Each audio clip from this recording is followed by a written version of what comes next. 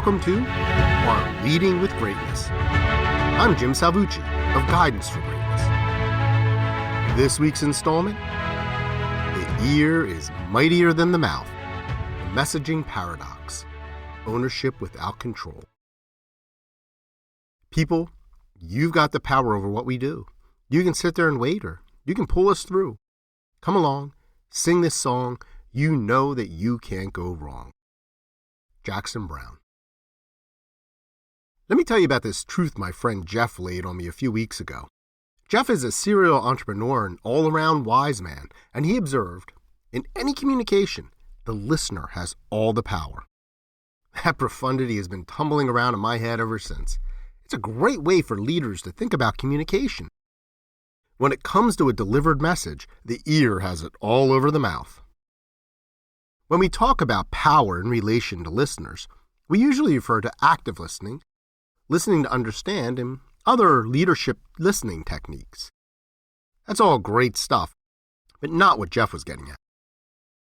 The truth is that when you communicate, whether through speaking or writing, you give all the power over your message to the audience.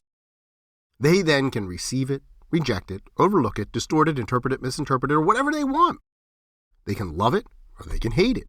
And you can do very little about the situation, even if you're the boss. Once you have delivered your message, it is no longer yours to control. Importantly, though, while you have lost control, you still have ownership over the message. You are still responsible for it, no matter how it is received. Let's call this the messaging paradox. The idea that no matter how much care you take in crafting a message, you own it, but never will control it. Oh, so you want an example? Take this very piece.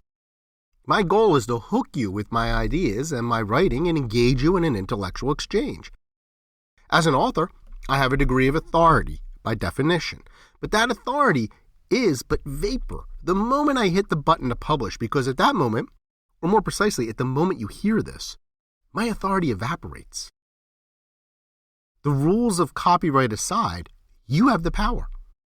You get to decide what to do with my piece from there.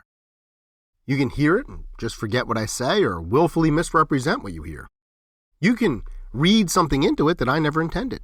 You can get caught up in the thrill of my prose and never even bother to suss out my meaning. Or you can just move on to something else without a thought. You could just stop right here. Hey, happy you're still with me. Worse still, your reading itself can change. You can hear it one way today and another tomorrow. In the end, the success of delivering my message depends less on my skill in rhetoric than it does on some lucky guesses about you, the audience. Your mood, interest, biases all shape your interpretation, and I have no sure control over any of that.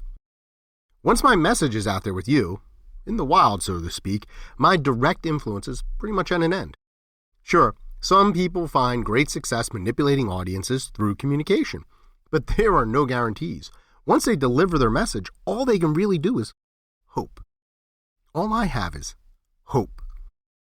And trying to reassert control over the meaning of my message is as likely to go sideways as it is to hit home.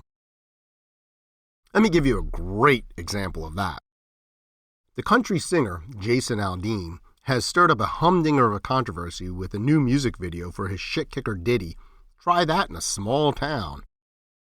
The song extols the saintly virtues of good old boys raised up right, while the video runs footage of rioting urban protesters. The apparent suggestion is that, unlike country folk, city folk are just not raised up right. Given the video's imagery and the association of urbanity with African Americans, some have seen the song as racist, which Aldean denies.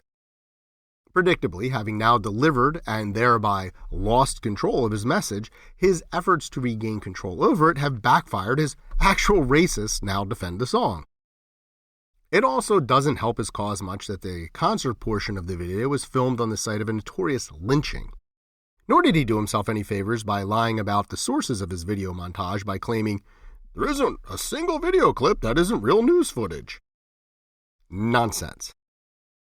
In a tweet, he defended himself by saying this song is intended to evoke the feelings of a community that I had growing up, which is itself misleading since he was largely raised in Macon, Georgia, not exactly a small town. At this point, he would be wise to accept that while he forever owns his message and the controversy he has generated, he has no control over his message and never will. But wisdom is not his strong suit. My point here is not the Raz al-Din. He's generated enough trouble for himself.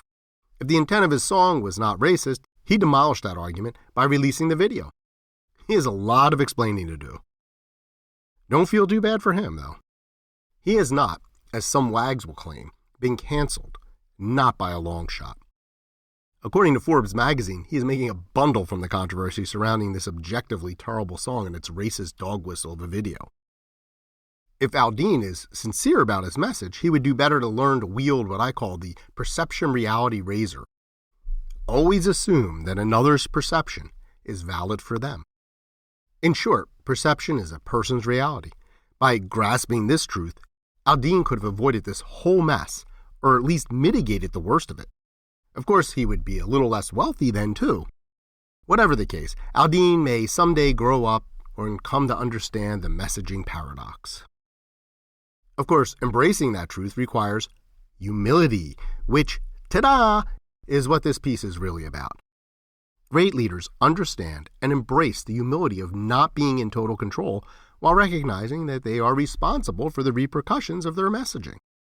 So the next time you have something on your mind you want to share, the next time you have something you want to get off your chest, the next time you have some pearls of wisdom to impart, remember my friend Jeff's wise words. The listener has all the power. It's the ear over mouth every time. You lose control the second you speak, but you still own the consequences. That's the messaging paradox. Your audience controls your message. You now control my message. That, my friends, is a powerful message in itself. How often do you consider the messaging paradox? How readily do you embrace the ramifications of your messaging? To be a great leader, you must develop the discipline to own your message, even though you don't control it. And I can help. If you want to learn more about how to become a great leader in this world of bad bosses, visit guidanceforgreatness.com. Join the conversation by leaving a comment and leave a like or review. Please share this post on social media, and be sure to subscribe to have On Leading with Greatness sent weekly to your inbox. I look forward to hearing from you.